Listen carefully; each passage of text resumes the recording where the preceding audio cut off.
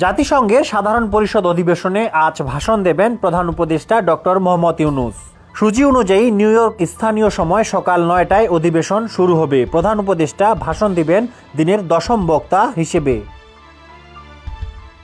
প্রধান উপদেষ্টা তার ভাষণে অন্তর্বর্তী সরকারের নেওয়া সংস্কার কার্যক্রম ২০২৪ সালের জুলাই মাসের গণঅভ্যুত্থানের আকাঙ্ক্ষা, ২০২৬ সালের ফেব্রুয়ারিতে অবাধ ও সুষ্ঠু নির্বাচন আয়োজনের অঙ্গীকার, জুলাই হত্যাকাণ্ডের বিচার এবং রোহিঙ্গা সংকটের বিষয়ে তুলে ধরবেন বলে আশা করা হচ্ছে।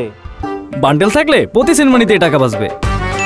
বিকাশ সেনমানি বান্ডেল কিনে জিতুন প্রতি লেনদেনে।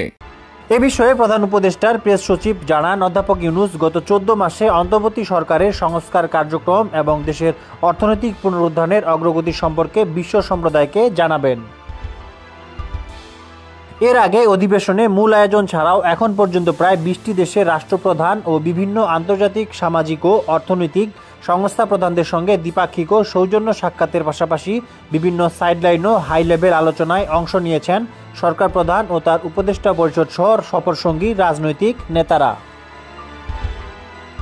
ডেস্ক রিপোর্ট, সমকাল।